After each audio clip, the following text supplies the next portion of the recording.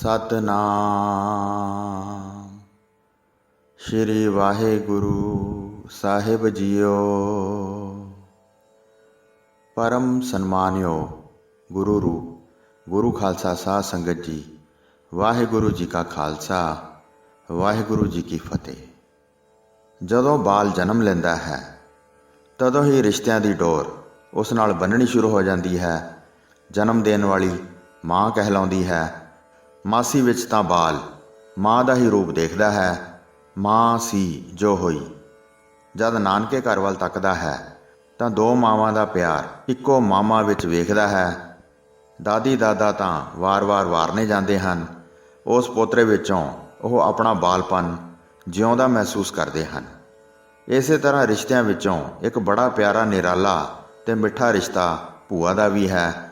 ਭੈਣ ਨੂੰ ਪਿਆਰ ਤਾਂ ਹੁੰਦਾ ਹੀ ਹੈ, ਪਰ ਜਦ ਉਸ ਦਾ ਬੱਚਾ ਉਸ ਨੂੰ ਭੂ ਜੀ ਆਖਦਾ ਹੈ ਤਾਂ ਉਹ ਪਿਆਰ ਹੋਰ ਵੀ ਡੂੰਘਾ ਹੋ ਜਾਂਦਾ ਹੈ। ਮਾਤਾ ਵਿਰਾਈ ਜੀ ਵੀ श्री गुरु अंगद देव जी नाल इसे प्यारे रिश्ते कारण बजी हुई सी। श्री गुरु नानक देव जी की बाणी नाल तां उन्हां नूं प्यार सी ही, पर जद श्री गुरु अंगद देव जी भूआ कारण बहुत माण दिंदे तां उसकी भी खुशी चली नहीं जाती सी। माता विराई जी तां बहुत समा पहलां ही गुरु घर नाल जुड़े हुए सन। श्री गुरु नानक देव जी जद मत्ते दी सरां आए सन तां ओह उस समय तो ही सिੱਖੀ ਵਿੱਚ ਪਰਪੱਕ ਹੋ ਗਏ ਸਨ। ਮਾਤਾ ਵਿਰਾਈ ਜੀ ਬਾਬਾ ਫੇਰੂਮਲ ਜੀ ਦੀ ਮੂੰਹ ਬੋਲੀ ਭੈਣ ਸੀ। ਬਾਬਾ ਫੇਰੂਮਲ ਜੀ ਦੇ 4 ਭਰਾ ਸਨ। ਵੱਡੇ ਦਾ ਨਾਮ ਰਾਜਾਨੀ, ਦੂਸਰੇ ਗੁਰਿਆ, ਤੀਜੇ ਫੇਰੂਮਲ ਜੀ ਅਤੇ ਚੌਥੇ ਅਰਥੀਮਲ ਸਨ। ਬਾਬਾ ਫੇਰੂ ਜੀ ਦੇ ਨਾਨਕੇ ਮੱਗੋਵਾਲ ਗੁਜਰਾਤ ਤੋਂ ਮਤੇ ਦੀ ਸਰਾਂ ਆ ਗਏ ਸਨ। ਉੱਥੇ ਹੀ ਉਹਨਾਂ ਨੇ ਪੜ੍ਹਾਈ ਲਿਖਾਈ ਕੀਤੀ। ਬਾਬਾ ਫੇਰੂਮਲ ਜੀ ਫਾਰਸੀ ਦੇ ਗਿਆਤਾ ਸਨ। ਹਿਸਾਬ ਕਿਤਾਬ ਵੀ ਚੰਗਾ ਕਰਨ ਲੱਗ ਪਏ ਸਨ। ਨਾਨਕਿਆਂ ਨੇ ਦੋਤਰੇ ਦਾ ਰਿਸ਼ਤਾ ਵੀ ਪਿੰਡ ਵਿੱਚ ਹੀ ਕਰ ਦਿੱਤਾ। ਘਰ ਵਾਲੀ ਦਾ ਨਾਂ ਬੀਬੀ ਰਾਮੋ ਜੀ ਸੀ। ਬਾਬਾ ਫੇਰੂਮਲ ਜੀ ਦਾਨ ਪੁੰਨ ਵੀ ਕਰਦੇ ਤੇ ਵਪਾਰ ਵੀ। ਬਾਬਾ ਫੇਰੂਮਲ ਜੀ ਹਰ ਸਾਲ ਦੇਵੀ ਦਰਸ਼ਨਾਂ ਲਈ ਜਾਂਦੇ ਸਨ। ਜਦ ਵਪਾਰ ਵਿੱਚ ਕੁਝ ਘਾਟਾ ਪੈ ਗਿਆ ਤਾਂ ਆਪ ਜੀ ਨੇ ਚੌਧਰੀ ਤਖਤਮਲ ਜੋ ਇਲਾਕੇ ਦੇ ਮੁਖੀ ਸਨ ਉਹਨਾਂ ਪਾਸ ਨੌਕਰੀ ਕਰ ਲਈ। ਇਸੇ ਤਖਤਮਲ ਦੀ ਇੱਕ ਬੇਟੀ ਵਿਰਾਈ ਸੀ। ਵਿਰਾਈ ਜੀ ਆਪਣੇ 7 ਭਰਾਵਾਂ ਦੀ ਇਕੱਲੀ ਭੈਣ ਸੀ, ਜਿਸ ਕਾਰਨ ਇਸ ਨੂੰ 7 ਭਰਾਈ ਵੀ ਆਖਿਆ ਜਾਂਦਾ ਸੀ। ਕੁਝ ਇਤਿਹਾਸਕਾਰਾਂ ਨੇ ਉਹਨਾਂ ਨੂੰ ਨਿਹਾਲੀ ਕਰਕੇ ਵੀ ਲਿਖਿਆ ਹੈ, ਪਰ ਸਭ ਦੀ ਜ਼ੁਬਾਨ 'ਤੇ ਜੋ ਨਾਮ ਚੜ੍ਹਿਆ ਉਹ ਕੇਵਲ ਵਿਰਾਈ ਹੀ ਸੀ ਅਤੇ ਇਸੇ ਨਾਮ ਨਾਲ ਉਹ ਪ੍ਰਸਿੱਧ ਹੋਏ। ਮਾਤਾ ਵਿਰਾਈ ਜੀ ਦਾ ਸੁਭਾਅ ਬਹੁਤ ਠਹਿਰਿਆ ਹੋਇਆ ਸੀ। ਉਹਨਾਂ ਦੀ ਸਮਝ ਬਹੁਤ ਉੱਚੀ ਸੀ। ਸ਼ਰਮ, ਜਿਸ ਨੂੰ ਇਸਤਰੀ ਦਾ ਗਹਿਣਾ ਆਖਦੇ ਹਨ, ਉਹਨਾਂ ਵਿੱਚ ਸੀ। ਚਿਹਰਾ ਹਮੇਸ਼ਾ ਹੰਸੂ ਹੰਸੂ ਕਰਦਾ ਰਹਿੰਦਾ। ਪਿਤਾ ਜੀ ਵੀ ਇਕਲੌਤੀ ਬੱਚੀ ਹੋਣ ਕਰਕੇ ਬਹੁਤ ਲਾਡ ਲਡਾਉਂਦੇ। ਭਰਾ ਵੀ ਬੜਾ ਹੀ ਪਿਆਰ ਕਰਦੇ। ਵਿਰਾਈ ਜੀ ਦਾ ਵਿਆਹ ਖਹਿਰਿਆਂ ਦੇ ਖਡੂਰ ਚੌਧਰੀ ਮਹਿਮੇ ਨਾਲ ਸੰਨ 1504 ਨੂੰ ਹੋ ਗਿਆ ਸੀ। ਸ਼੍ਰੀ ਗੁਰੂ ਨਾਨਕ ਦੇਵ ਜੀ ਦੇ ਜੋਤੀ ਜੋਤ ਸਮਾਉਣ ਤੋਂ ਬਾਅਦ ਜਦ ਗੁਰਗੱਦੀ ਸ਼੍ਰੀ ਗੁਰੂ ਅੰਗਦ ਦੇਵ ਜੀ ਨੂੰ ਸੌਂਪੀ ਗਈ ਤਾਂ ਪੁੱਤਰਾਂ, ਬਿਰਾਦਰੀ ਤੇ ਇਰਖਾਲੂਆਂ ਨੇ ਕਾਫੀ ਬਖੇੜਾ ਖੜਾ ਕੀਤਾ। ਉਹਨਾਂ ਲੋਕਾਂ ਦਾ ਖਿਆਲ ਸੀ ਕਿ ਸ਼੍ਰੀ ਗੁਰੂ ਅੰਗਦ ਦੇਵ ਜੀ ਕਰਤਾਰਪੁਰ ਹੀ ਟਿਕ ਜਾਣਗੇ, ਪਰ ਉਹਨਾਂ ਨੂੰ ਗੁਰੂ ਪਾਤਸ਼ਾਹ ਦੇ ਹੁਕਮ ਯਾਦ ਸਨ ਕਿ ਪੁਰਖਾ ਪਾਰ ਬ੍ਰਹਮ ਦਾ ਪੰਥ ਕਰਨਾ ਹੈ, ਨਾਮ ਜਪਾਉਣਾ। ਜਦ ਸ਼੍ਰੀ ਗੁਰੂ ਅੰਗਦ ਦੇਵ ਜੀ ਨੇ ਦੇਖ ਲਿਆ ਕਿ ਉਹਨਾਂ ਦੇ ਉੱਥੇ ਟਿਕਣ ਨਾਲ ਝਗੜਾ ਹੋਰ ਵਧਣਾ ਹੈ ਤਾਂ ਪਾਰ ਬ੍ਰਹਮ ਦਾ ਪੰਥ ਸਾਜਣ ਲਈ ਖਡੂਰ ਸਾਹਿਬ ਵਿਖੇ ਆ ਗਏ।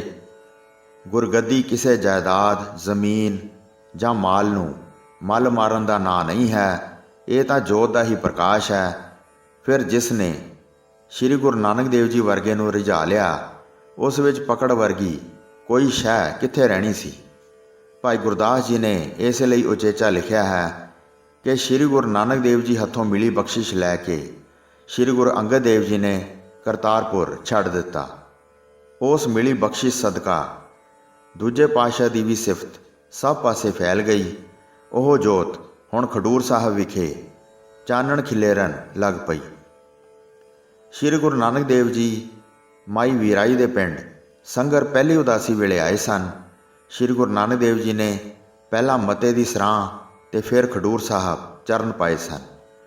ਸ਼੍ਰੀ ਗੁਰੂ ਨਾਨਕ ਦੇਵ ਜੀ ਦੀ ਉਹ ਨਾਮ ਲੇਵਾ ਸੀ ਤੇ ਗੁਰੂ ਨਾਨਕ ਦੇਵ ਜੀ ਨੂੰ ਜਦ ਮਾਤਾ ਵੀਰਾਈ ਜੀ ਨੇ ਕੁਝ ਚਿਰ ਉਹਨਾਂ ਦੇ ਘਰ ਟਿਕਣ ਲਈ ਬੇਨਤੀ ਕੀਤੀ ਤਾਂ ਗੁਰੂ ਜੀ ਨੇ ਫਰਮਾਇਆ ਸੀ, ਕੁਝ ਚਿਰ ਨਹੀਂ, ਬਹੁਤ ਚਿਰ ਤੁਹਾਡੇ ਘਰ ਰਵਾਂਗੇ, ਇਸੇ ਮੰਜੀ ਤੇ ਟਿਕਾਂਗੇ।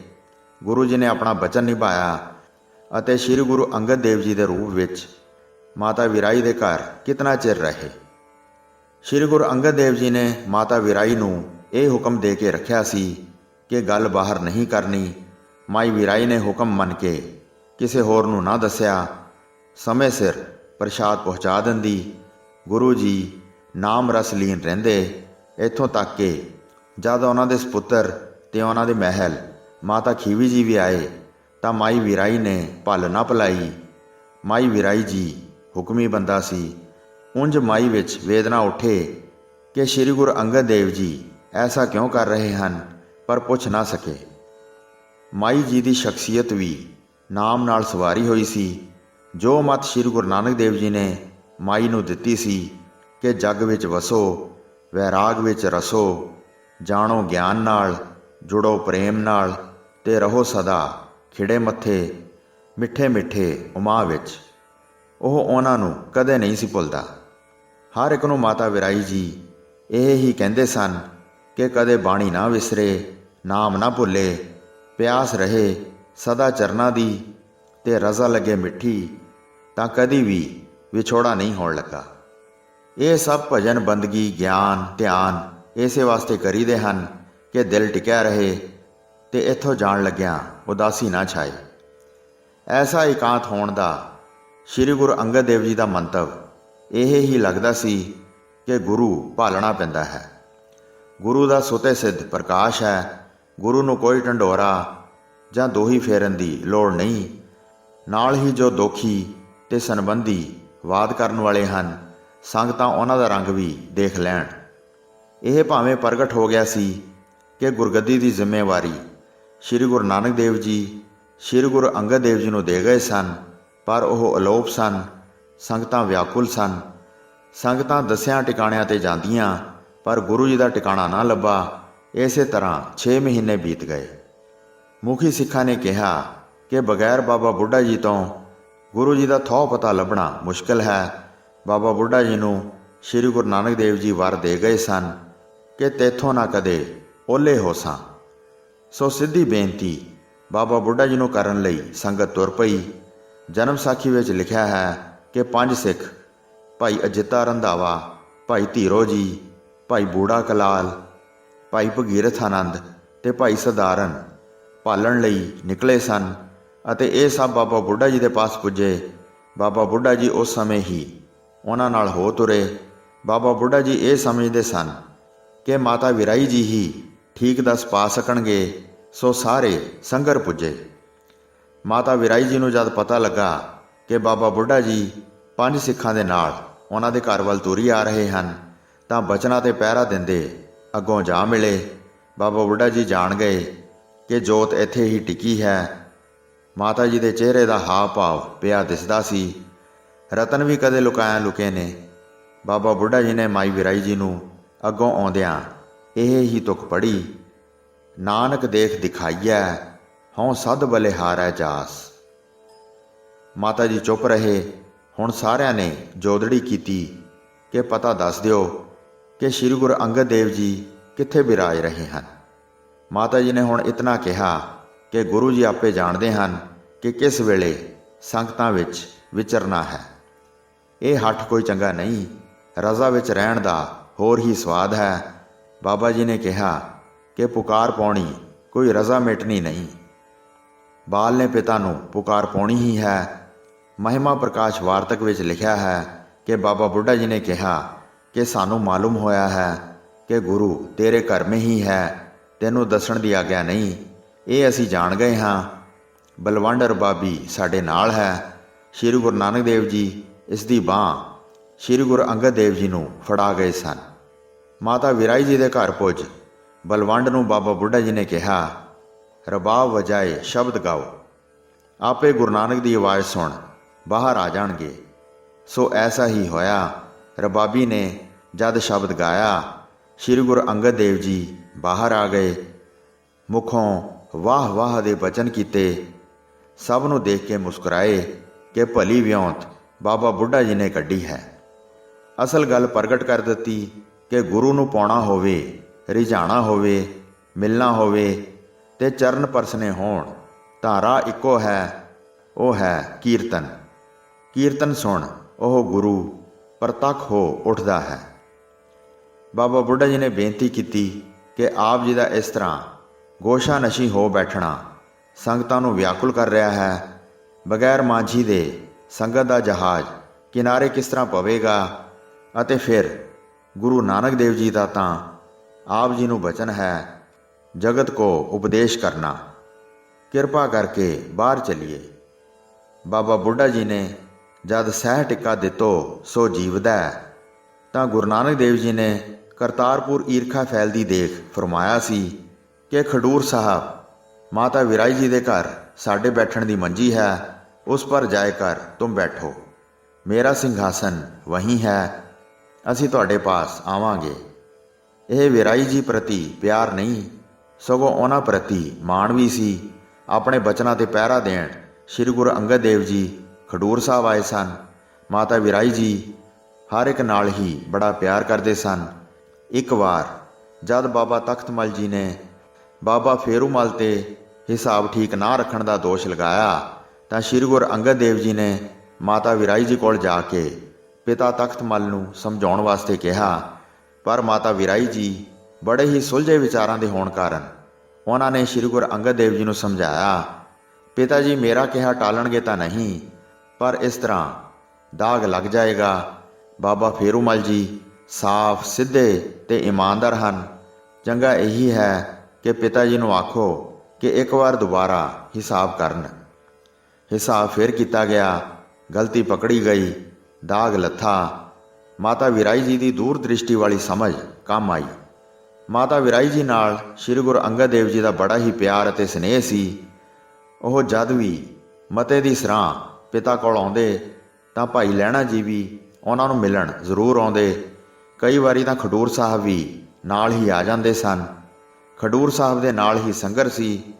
ਮਾਤਾ ਵਿਰਾਈ ਜੀ ਨੇ ਵਿੱਚ ਪੈ ਕੇ ਸੰਗਰ ਦੇ ਹੀ ਸ਼ਾਹੂਕਾਰ ਦੇਵੀ ਚੰਦ ਮਰਵਾਹ ਖੱਤਰੀ ਦੀ ਪੁੱਤਰੀ ਬੀਬੀ ਖੀਵੀ ਨਾਲ ਰਿਸ਼ਤਾ ਕਰਵਾ ਦਿੱਤਾ। ਮਾਤਾ ਖੀਵੀ ਜੀ ਵੀ ਮਿੱਠੇ ਸੁਭਾਅ ਦੇ ਸਨ ਤੇ ਸਬਰ ਤੇ ਸੰਤੋਖ ਦੀ ਮੂਰਤ ਸਨ। ਮਾਤਾ ਵਿਰਾਈ ਜੀ ਸ਼੍ਰੀ ਗੁਰੂ ਅੰਗਦ ਦੇਵ ਜੀ ਦੀ ਸੇਵਾ ਬੜੇ ਪ੍ਰੇਮ ਅਤੇ ਭਗਤੀ ਭਾਵਨਾ ਨਾਲ ਕਰਦੇ ਸਨ। ਉਹਨਾਂ ਦੀ ਆਗਿਆ ਅਨੁਸਾਰ ਪਾਓ ਭਰ ਅਲੂਣੀ ਅਤੇ ਰੁੱਖੀ ਰੋਟੀ ਪਕਾ ਕੇ ਨਿਤ ਗੁਰੂ ਸਾਹਿਬ ਨੂੰ ਦਿੰਦੇ ਸਨ, ਜਿਸ ਦੇ ਆਧਾਰ 'ਤੇ ਸ਼੍ਰੀ ਗੁਰੂ ਅੰਗਦ ਦੇਵ ਜੀ 8 ਪਹਿਰ ਗੁਜ਼ਾਰਦੇ ਸਨ। ਤਾਂ ਹੀ ਕਈਆਂ ਨੇ ਇਹਨਾਂ ਨੂੰ ਭੇਰਾਈ ਵੀ ਕਿਹਾ ਹੈ। ਭੇਰਾਈ ਮੁਲਤਾਨ ਵਿੱਚ ਇੱਕ ਪੀਰਖਾਨੇ ਦਾ ਪੁਜਾਰੀ ਸੀ ਜੋ ਇਸ ਪ੍ਰਕਾਰ ਦੀਆਂ ਰੋਟੀਆਂ ਪਕਾ ਕੇ ਵੰਡਦਾ ਸੀ। ਉਸ ਰੋਟੀ ਨੂੰ ਭਰਾਈ ਆਖਿਆ ਜਾਂਦਾ ਸੀ। ਇਸੇ ਕਾਰਨ ਜਦ ਮਾਤਾ ਵਿਰਾਈ ਜੀ ਵੀ ਰੋਟੀ ਲਿਆਉਂਦੇ ਤਾਂ ਉਹਨਾਂ ਨੂੰ ਕੁਝ ਭੇਰਾਈ ਵੀ ਆਖਣ ਲੱਗ ਪਏ। ਮਾਤਾ ਜੀ ਹਰ ਇੱਕ ਨੂੰ ਮੂੰਹੋਂ ਅਸੀਸਾਂ ਹੀ ਦਿੰਦੇ ਸਨ। ਸਾਰਿਆਂ ਨੂੰ ਸ਼੍ਰੀ ਗੁਰੂ ਨਾਨਕ ਦੇਵ ਜੀ ਦਾ ਉਪਦੇਸ਼ ਹੀ ਸੁਣਾਉਂਦੇ ਰਹਿੰਦੇ, ਸੇਵਾ ਕਰਦੇ ਰਹਿੰਦੇ ਅਤੇ ਮੁੱਖ ਵਿੱਚ ਹਰ ਸਮੇਂ ਸ਼੍ਰੀ ਜਪਜੀ ਸਾਹਿਬ ਦਾ ਪਾਠ ਰਹਿੰਦਾ। ਸਭ ਨੂੰ ਕਹਿੰਦੇ ਸਨ ਕਿ 4 ਗੱਲਾਂ ਜੀਵ ਨੂੰ ਕਦੇ ਵੀ ਨਹੀਂ ਭੁੱਲਣੀਆਂ ਚਾਹੀਦੀਆਂ। ਪਹਿਲੀ, ਕਦੀ ਨਾਮ ਨਾ ਭੁੱਲੇ। ਦੂਜੀ, ਵਾਹਿਗੁਰੂ ਜੀ ਦੇ ਚਰਨਾਂ ਵਿੱਚ ਹਮੇਸ਼ਾ ਧਿਆਨ ਰਹੇ। ਤੀਜੀ, ਬਾਣੀ ਨਾ ਵਿਸਰੇ। ਅਤੇ ਚੌਥੀ, ਉਸ ਦੀ ਰਜ਼ਾ ਮਿੱਠੀ ਲੱਗੇ। ਮਨੁੱਖ ਨੂੰ ਇਹ 4 ਗੱਲਾਂ ਜੀਵਨ ਦਾ ਸਹੀ ਰਾਹ ਦਿਖਾਉਂਦੀਆਂ ਹਨ। ਇਹ ਇੱਕ ਐਸਾ ਉਪਦੇਸ਼ ਹੈ ਜੋ ਮਾਤਾ ਵਿਰਾਈ ਜੀ ਸਾਨੂੰ ਜੀਵਨ ਸੁਖੀ ਕਰਨ ਲਈ ਦੇ ਗਏ ਸਨ। ਜੇ ਇਹਨਾਂ ਗੱਲਾਂ ਉੱਤੇ ਅਮਲ ਕੀਤਾ ਜਾਵੇ ਤਾਂ ਹੀ ਵਾਹਿਗੁਰੂ ਸਾਡੇ ਕੋਲ ਖੜਾ ਦਿਖੇਗਾ। ਦਰਸ਼ਨਾਂ ਲਈ ਲੋਚਦੀ ਇੱਕ ਹੋਰ ਮਾਈ ਹੰਸੋ ਬਾਈ ਨੂੰ ਉਹਨਾਂ ਨੇ ਇੱਕ ਵਾਰੀ ਉਪਦੇਸ਼ ਦੇ ਸਮਝਾਇਆ, ਗੁਰੂ ਭਗਤੀ ਵਿੱਚ ਵਿਘਨ ਨਹੀਂ ਪਾਈਦਾ। ਚਾਹੇ ਹੰਸੋ ਅਨਪੜ੍ਹ ਸੀ, ਕੇਵਲ ਗੁਰੂ ਦਰਸ਼ਨਾਂ ਲਈ ਹੀ ਉਸ ਦਾ ਮਨ ਕਰਦਾ ਸੀ। ਪਰ ਮਾਤਾ ਵਿਰਾਈ ਜੀ ਨੇ ਇਸ ਭਾਵ ਨਾਲ ਸਮਝਾਇਆ ਕਿ ਉਸ ਹੰਸ ਬਾਈ ਨੂੰ ਬੜੀ ਚੰਗੀ ਤਰ੍ਹਾਂ ਨਾਲ ਸਮਝ ਆ ਗਈ। ਹੰਸੋ ਬਾਈ ਇਹ ਜਾਣਦੀ ਸੀ ਕਿ ਮਾਤਾ ਵਿਰਾਈ ਰਾਹੀਂ ਹੀ ਉਹ ਗੁਰੂ ਜੀ ਦੇ ਦਰਸ਼ਨ ਕਰ ਸਕਦੀ ਹੈ। ਉਹਨਾਂ ਦਾ ਪ੍ਰਭਾਵ ਹੀ ਐਸਾ ਸੀ ਤਾਂ ਹੀ ਕਈਆਂ ਨੇ ਇਹਨਾਂ ਨੂੰ ਸਭ ਰਾਈ ਵੀ ਆਖਿਆ ਹੈ, ਜਿਸ ਦਾ ਭਾਵ ਹੀ ਸਭਨਾਂ ਵਿੱਚੋਂ ਵੱਧ ਕੇ ਪ੍ਰਕਾਸ਼ ਕਰਨ ਵਾਲੀ ਪ੍ਰਧਾਨ ਰਾਣੀ ਹੁੰਦਾ ਹੈ।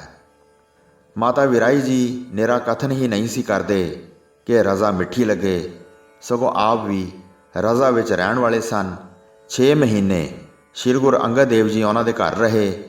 ਗੁਰੂ ਅੰਗਦ ਦੇਵ ਜੀ ਕੋਠੜੀ ਵਿੱਚ ਜਾ ਬੈਠੇ ਸਨ ਅਤੇ ਮਾਤਾ ਵਿਰਾਈ ਜੀ ਨੂੰ ਬਾਹਰੋਂ ਤਾਲਾ ਲਗਾ ਕੇ ਕਿਸੇ ਨੂੰ ਨਾ ਕਹਿਣ ਲਈ ਕਿਹਾ ਸੀ। ਮਾਤਾ ਵਿਰਾਈ ਜੀ ਨੇ ਉਸੇ ਤਰ੍ਹਾਂ ਆਗਿਆ ਤੇ ਪਹਿਰਾ ਦਿੱਤਾ। ਬਾਬਾ ਬੁੱਢਾ ਜੀ ਦੇ ਕਹਿਣ 'ਤੇ ਵੀ ਕਿਵਾੜ ਨਹੀਂ ਖੋਲ੍ਹਿਆ। ਚਾਹੇ ਬਾਬਾ ਬੁੱਢਾ ਜੀ ਜਾਣ ਗਏ ਸਨ ਕਿ ਮਾਤਾ ਵਿਰਾਈ ਜੀ ਦੇ ਮੂੰਹ 'ਤੇ ਜੋ ਰੌਣਕ ਹੈ, ਜਲੌ ਹੈ, ਉਹ ਗੁਰੂ ਘਰ ਹੋਣ ਕਾਰਨ ਹੈ, ਸੋ ਮਾਤਾ ਵਿਰਾਈ ਦਾ ਜਵਾਬ ਉੜੀਕੇ ਬਿਨਾਂ ਹੀ ਘਰ ਵੱਲ ਵੱਧ ਗਏ ਸਨ। ਮਾਤਾ ਜੀ ਦੇ ਘਰ ਤਿਲਕ ਹੋਇਆ ਸੀ। ਮਾਤਾ ਵਿਰਾਈ ਜੀ ਹਰ ਆਏ ਗਏ ਦੀ ਸੇਵਾ ਬੜੇ ਪਿਆਰ ਤੇ ਉਤਸ਼ਾਹ ਨਾਲ ਕਰਦੇ ਸਨ। ਜਦ ਗੰਗੀ ਕੋਲੋਂ ਤਪਿਆਣੇ ਵਿੱਚ ਸੁਣਿਆ ਕਿ ਕੋਈ ਪ੍ਰਾਹੁਣੇ ਆਏ ਹਨ ਤਾਂ ਸਿੱਧੇ ਘਰ ਪੁੱਜੇ। ਪ੍ਰਾਹੁਣੇ ਕਹਿ ਚਲੇ ਗਏ ਸਨ ਕਿ ਹੁਣੇ ਆਏ ਤਾਂ ਝੱਟ ਉਹਨਾਂ ਦੇ ਆਦਰ ਸਤਿਕਾਰ ਲਈ ਜੁਟ ਗਏ।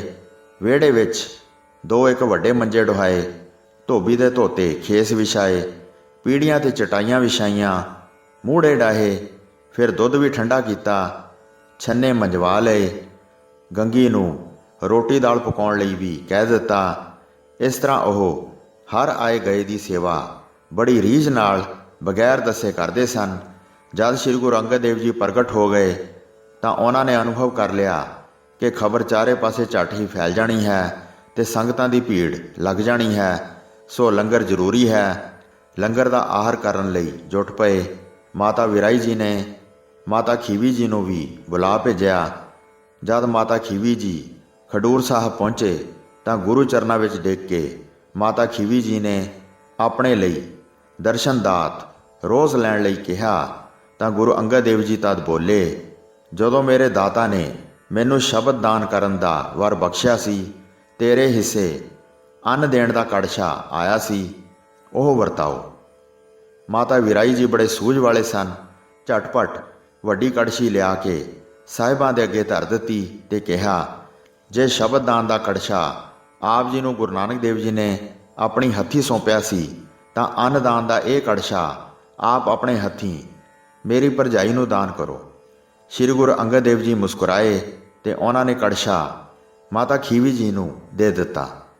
ਮਾਤਾ ਵਿਰਾਈ ਜੀ ਨੂੰ ਨਾਲ ਲੈ ਕੇ ਉਹ ਲੰਗਰ ਵੱਲ ਆਏ ਤੇ ਪੀੜਾ ਢਾਹ ਕੇ ਬਿਠਾਇਆ ਤੇ ਕਿਹਾ, ਮੇਰੇ ਰਾਜ ਜੋਗ ਦੇ ਰਾਜੇ ਵੀਰ ਦੀ ਰਾਣੀ ਵਰਤਾਓ, ਹੁਕਮ ਹੈ ਦਾਤੇ ਦਾ ਵਰਤਾਓ, ਤੇਰੇ ਦੁਆਰਿਓਂ ਕੋਈ ਖਾਲੀ ਨਾ ਜਾਵੇ। ਦੇਖ ਗੁਰੂ ਨਾਨਕ ਦਾ ਗ੍ਰਸਥ ਨਿਰਵਾਣ ਅਤੀਤ ਹੈ, ਤੇਰਾ ਪਤੀ ਅਤੀਤ ਬਣਾਇਆ ਸੂ, ਤੈਨੂੰ ਫੇਰ ਦੇਖ ਗ੍ਰਸਤੀ। ਧੰਨ ਗੁਰੂ ਨਾਨਕ।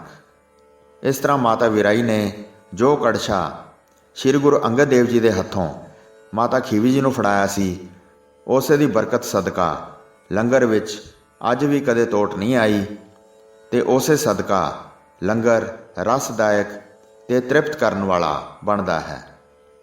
ਵੱਡੀ ਅਚਰਜਮਈ ਗੱਲ ਇਹ ਹੈ ਕਿ ਜਦ ਗੁਰੂ ਜੀ ਵਿਚਾਰਾਂ ਪਏ ਕਰਦੇ ਸਨ ਤਾਂ ਮਾਤਾ ਵਿਰਾਈ ਜੀ ਨੇ ਉੱਥੇ ਹੀ ਪ੍ਰਾਣ ਤਿਆਗ ਦਿੱਤੇ। ਸਾਰੇ ਹੈਰਾਨ ਹੋਏ ਕਿ ਮਾਤਾ ਜੀ ਨੇ ਕਿਸ ਸਹਿਜ ਅਵਸਥਾ ਵਿੱਚ ਵਿਚਰਦੇ ਪ੍ਰਾਣ ਤਿਆਗੇ ਹਨ। ਮਾਤਾ ਜੀ ਦਾ ਸੰਸਕਾਰ ਕਰਕੇ ਜਦ ਮੁੜੇ ਤਾਂ ਵਿਚਾਰਾਂ ਹੋਣ ਲੱਗੀਆਂ ਕਿ ਇੱਥੇ ਟਿਕਾਣਾ ਕੀਤਾ ਜਾਵੇ ਕਿ ਕਿਧਰੇ ਹੋਰ। ਬਾਬਾ ਬੁੱਢਾ ਜੀ ਨੇ ਕਿਹਾ ਕਿ ਸੰਗਰ ਦੇ ਲਾਗੇ ਹੀ ਖਡੂਰ ਸਾਹਿਬ ਪਾਸ ਇੱਕ ਇਕਾਂਤ ਥਾਂ ਉੱਤੇ ਟਿੱਬੇ ਹਨ, ਉੱਥੇ ਹੀ ਟਿਕਾਣਾ ਠੀਕ ਰਹੇਗਾ। ਗੁਰੂ ਮਹਾਰਾਜ ਜੀ ਨੇ ਜਦ ਥਾਂ ਦੇਖੀ ਤਾਂ ਪਸੰਦ ਆਈ ਤੇ ਕੁਝ ਦਿਨਾਂ ਵਿੱਚ ਹੀ ਉੱਥੇ ਧਰਮਸਾਲ ਉਸਰ ਗਈ।